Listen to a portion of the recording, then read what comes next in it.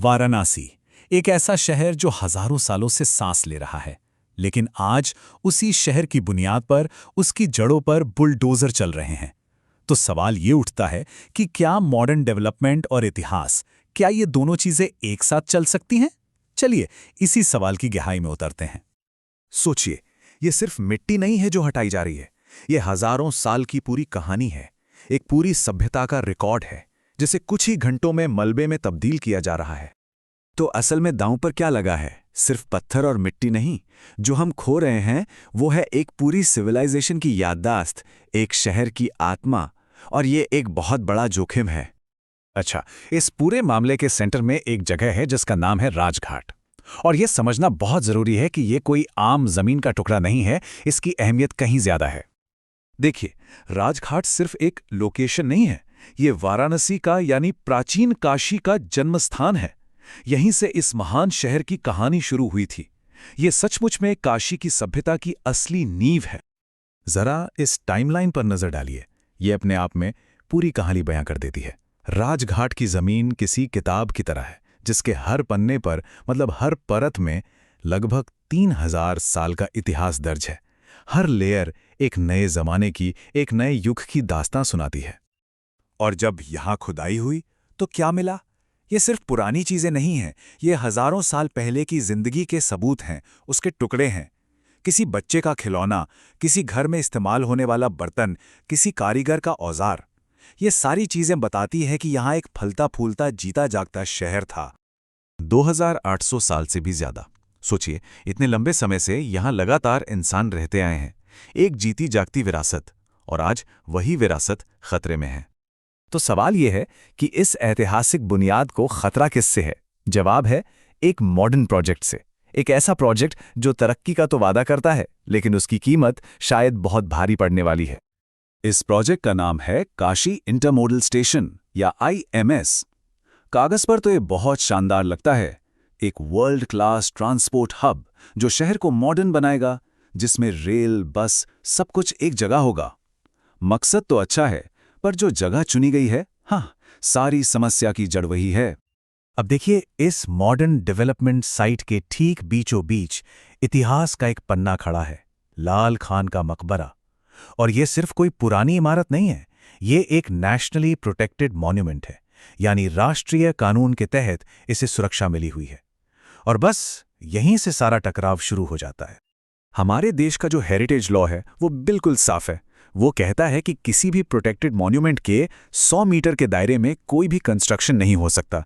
ये एक prohibited zone है, मतलब ये पहली और सबसे बड़ी रेड लाइन है जिसे पार नहीं किया जा सकता। और इस 100 मीटर के रेड लाइन के बाद अगले 200 मीटर का एक और दायरा होता है, जिसे रेगुलेटेड जोन कहते हैं। यहाँ कंस्ट्रक्शन हो तो सकता है, लेकिन उसके लिए सरकार से एक खास परमिशन लेनी पड़ती है। ये समझ लीजिए कि ये एक दूसरी लेयर ऑफ प्रोटेक्शन है। तो फिर प्रॉब्लम क्या है? प्रॉब्लम ये है कि जो काशी IMS प्रोजेक्ट का कंस्ट्रक्शन चल रहा है, वो इन दोनों प्रोटेक्टेड जोन के अंदर हो रहा है। ये तो सीधे सीधे कानून का उल्लंघन है। और यह मामला सिर्फ इतिहास बचाने का नहीं है, ये कानून के राज का भी सवाल है। 100 मीटर वाले नियम को तोड़ा गया, 200 मीटर वाले नियम को नजरअंदाज किया गया, मतलब नेशनल और यहां तक कि इंटरनेशनल कानूनों की भी धज्जियां उड़ाई गईं। और इस बात में कोई शक शुबा भी नहीं है। एक ऑफिशियल RTI से ये बात कंफर्म हो चुकी है कि कंस्ट्रक्शन के लिए कोई परमिशन, कोई NOC जारी ही नहीं हुआ था।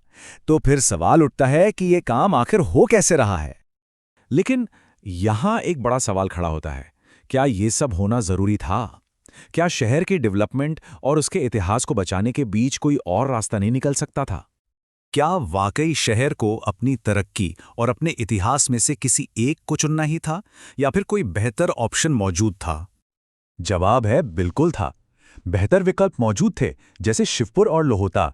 यहां रेलवे के पास खुद की बड़ी बड़ी जमीनें थीं, जहां कोई हेरिटेज का मसला भी नहीं था। वो एक तरह से विन विन सिचुएशन थी। तो फिर राजघाट को ही क्यों चुना गया? जो सोर्स पेपर है वो तर्क देता है कि यह फैसला जरूरत का नहीं, बल्कि एक पॉलिटिकल चॉइस थी। मतलब एक ऐसी जगह पर डेवलपमेंट दिखाना जो सबकी नजरों में आए, चाहे उसकी कीमत कुछ भी चुकानी पड़े। तो अब आगे का रास्ता क्या है? अच्छी बात यह है कि हमें इसके लिए कोई नई चीज ईजाद करने की जरूरत नहीं है। दुनिया भर में ऐसे कई शहर हैं जो हमें सिखाते हैं कि डेवलपमेंट और हेरिटेज एक साथ चल सकते हैं। मिसाल के तौर पर रोम को देखिए। वहां नए मेट्रो स्टेशन पुराने खंडहरों को बचाते हुए उनके चारों ओर बनाए गए हैं। या एथेंस, जहां रेलवे स्टेशन खुद किसी म्यूजियम से कम नहीं है। ये शहर इस बात का जीता जागता सबूत हैं कि आप भविष्य बनाते हुए अपने अतीत की इज्जत कर सकते हैं। तो सोल्यूशन क्या हो सकता है? इसे 4 सिंपल स्टेप्स में समझा जा सकता है। पहला, ऐसी ऐतिहासिक जगहों से बड़े प्रोजेक्ट्स को दूर रखें। दूसरा, कोई भी कंस्ट्रक्शन शुरू करने से पहले हेरिटेज इम्पैक्ट असेसमेंट यानी विरासत पर पड़ने वाले असर का पूरा आकलन करें। तीसरा, मॉडर्न डिजाइन ऐसे बनाएं जो इतिहास को अपने में संभालें, उसे और निखारें। और चौथा और सबसे जरूरी, जो कानून पहले से बने हुए हैं उन्हें सख्ती से लागू करें। तो आखिर में ये कहानी सिर्फ वाराणसी की नहीं रह जाती। ये एक देश के तौर पर हम सबके सामने एक बुनियादी सवाल खड़ा करती है कि कोई भी देश अपना भविष्य कैसे बनाए बिना अपने अतीत को मिटाए।